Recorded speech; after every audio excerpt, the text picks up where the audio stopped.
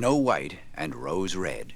A poor widow once lived in a little cottage with a garden in front of it, in which grew 2 rose trees, one bearing white roses and the other red. She had 2 children who were just like the 2 rose trees. One was called Snow White and the other was called Rose Red, and they were the sweetest and the best children in the world, always diligent and always cheerful. But Snow White was quieter and more gentle than Rose Red. Rose Red loved to run about the fields and meadows and to pick flowers and catch butterflies. But Snow White stayed at home with her mother and helped her with housework, or read aloud to her when there was no work to be done. The 2 children loved each other very dearly and always walked about hand in hand whenever they went out together. And when Snow White said, "We will never desert each other," Rose Red answered, "No, not as long as we live." And the mother added, "Whatever one gets, she shall share with the other." The girls often roamed about in the woods gathering berries, and no beast tried to hurt them. On the contrary, they came up to them in the most confiding manner. The little rabbit would eat a cabbage leaf from their hands. The deer grazed beside them, and the birds remained on the branches and sang to them with all their might. No evil ever befell them. If they stayed late in the wood and night overtook them, they lay down together on the moss and slept till morning. And their mother knew they were quite safe and never worried about them. Once, when they had slept the night in the wood and had been wakened by the morning sun, they saw a beautiful child in a shining white robe sitting close by. The figure got up, looked at them kindly, but said nothing and vanished. And when they looked around, they became aware that they had slept quite close to a precipice, over which they would certainly have fallen had they gone on a few steps further in the darkness. When they told their mother of their adventure, she said, "You must have seen the angel that guards good children." Snow White and Rose Red kept their mother's cottage so clean and neat that it was a pleasure to go into it. In summer, Rose Red looked after the house, and every morning before her mother awoke, she placed a bunch of flowers before the bed. In winter, Snow White lit the fire and put on the kettle, which was made of brass, but so beautifully polished that it shone like gold. In the evening, when the snowflakes fell, their mother said, "Snow White, go and close the shutters." And then they drew round the fire while the mother put on her spectacles and read aloud from a big book, and the 2 girls listened very attentively. One evening, as they sat cozily together, there was a knock at the door. Rose Red, open the door quickly. It must be a traveler seeking shelter. "Yes, Mother." "Oh, Mother! Mother, it's a bear!" Yes, I am a bear, but don't be frightened. I won't hurt you. I only want to come in to get out of the snow and cold and wish to warm myself. Poor bear, come right in and lie down by the fire. Snow White and Rose Red, come over here. The bear will do you no harm. He is a good, honest creature." Both girls came out of their hiding places, and gradually they forgot their fear.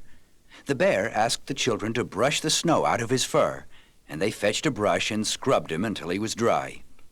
Then the children became more at ease with their guest and began to play games with him. They tugged at his fur and jumped on his back and tickled him. Oh, girls, spare me! Spare me! Girls, enough. It is time for bed. Now hurry off. As for you, bear, you can sleep by the fire. No one should be out in the cold and wet. When the dawn broke the next morning, the children let the bear out and he trotted off into the wood. From that time on, the bear came every evening at the same time to lie down by the fire and let the 2 girls play games with him. This continued through the entire winter, and when spring came and the outside world was turning green, the bear spoke to Snow White. Now I must go away and not return again until after the summer. "But where are you going to? I thought you liked it here." I do, but I must go to the wood to continue my search for a wicked dwarf.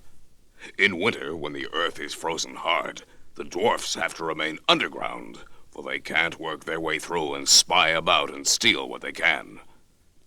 Once they go back to their caves, it is very difficult to find them.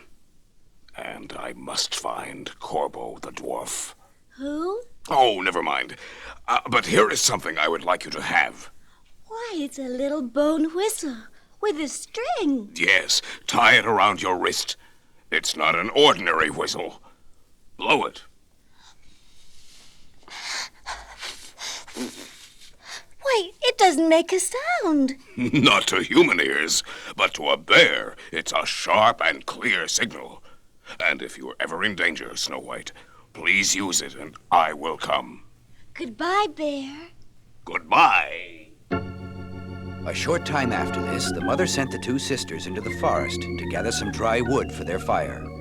As they reached a short rise, they saw off in the distance something jumping up and down on a fallen tree. They thought it might be a small animal, and so they went toward it. When they drew near, they saw that it was a dwarf with a wrinkled face and a white beard over a yard long, which was caught in the cleft of a tree. He was jumping up and down, trying to get loose, and when he saw the girls approach, he became very angry. What are you girls staring at? Can't you come and help me? What happened, little man? You silly goose. I wanted to split this tree so that I could get little wood chips for my fire. We don't use giant logs like you huge people. I had just driven in a wedge and all was going well, but the wood was slippery and the wedge slipped out and the tree closed so quickly that it caught my beautiful white beard. So here I am stuck fast, and you two sillies can do nothing but stare. Oh, don't be so angry, Mr. Dwarf. We are going to try to help you. Rose Red, let's try and pry open this wood. Oh, well, I'm trying.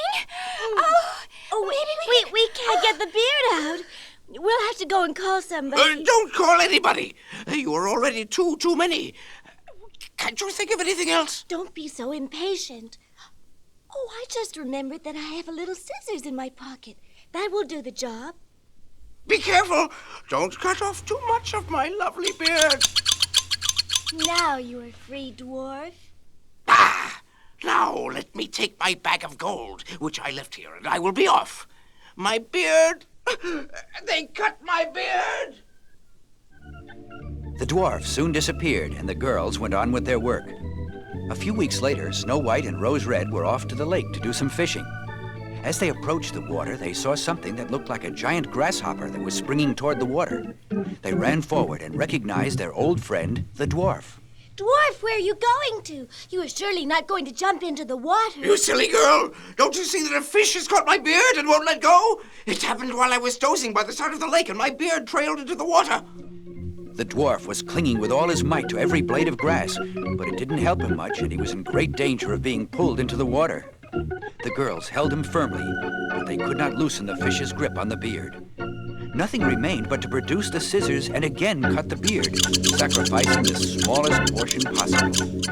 When the dwarf saw what they had done, he was very angry. Do you call that manners, you silly fools? Didn't you shorten my beard once before? Are you trying to make me look like a fool? The dwarf only paused to pick up a sack of pearls that he had dropped in the grass, and he was off into the wood. A few days later, the two sisters were sent to town to buy some needles and thread. Their road ran alongside a meadow which was strewn with boulders. Off in the distance, they could see a big bird circling and circling, and then it made a rapid descent toward one of the rocks. They heard a cry for help. The sisters ran forward to see what was happening. To their amazement, they found an eagle attacking their old friend, the dwarf. The girls seized hold of the dwarf and dragged him away from the eagle, who was trying to carry him off. The eagle soon gave up the struggle to the two brave girls and flew away. Couldn't you girls have treated me more carefully? You have torn my thin little coat to shreds. You girls will be the end of me. Only pausing to pick up a bag of precious stones he had dropped in the struggle, the dwarf went on his way.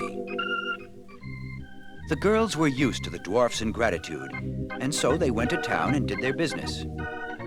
On their way home, as they were passing the meadow again, they came upon the dwarf sitting between two rocks, weighing his precious stones in his hands and chortling to himself. Pretty, pretty stones. All mine. What is it? Oh, it's you devilish girls again. I'll teach you to spy on me.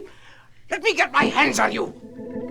The girls turned to flee with the wicked dwarf in pursuit. Being bigger, the girls were able to keep their distance. But then Snow White stumbled over a rock. She fell, and Rose Red quickly helped her to stand. But now the dwarf was almost upon them. So the nimble Rose Red led Snow White to a nearby tree and gave her a boost up into the branches.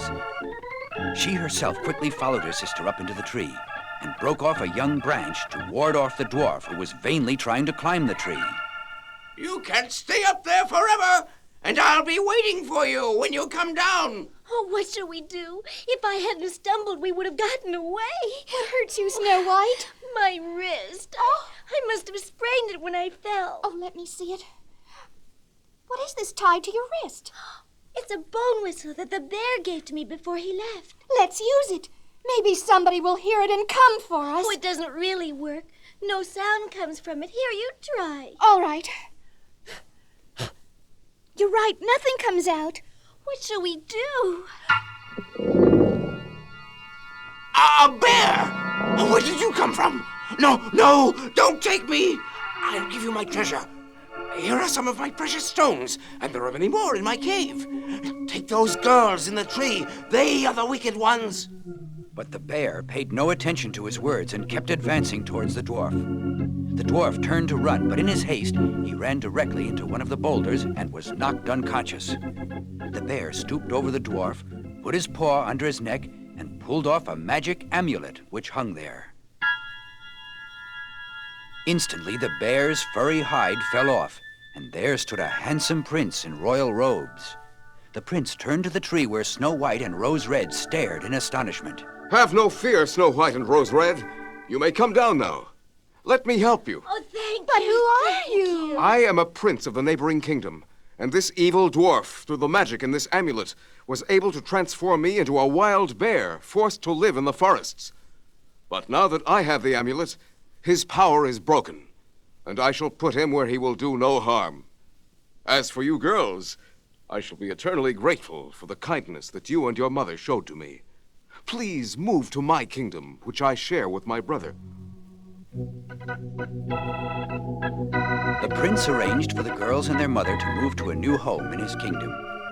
1 year later, Rose Red came upon her sister crying in the garden. Snow White, why are you crying on such a beautiful day? I am both happy and sad. Today the prince has asked me to be his wife. Why, that is wonderful. But why are you crying? Don't you want to marry the prince? Oh, I do, and Mother has consented. But I don't want to leave you. May I tell you a little secret? Yes? While you stay home and help there, I, as usual, have been going to the fields to pick flowers. But many times, I have not gone alone. But who? The prince's younger brother has often gone with me. Oh, I didn't know. It wasn't a real secret, but you were too busy at home to notice. The prince's brother and I planned to marry too, but we couldn't say or do anything until the prince was married. Now that this is settled, we shall marry too. So Snow White married the prince, and shortly after that, Rose Red married his brother. The mother moved to the castle with her daughters, and with her she carried the 2 rose trees. She planted them in front of her window, and each year they bore the finest red and white roses.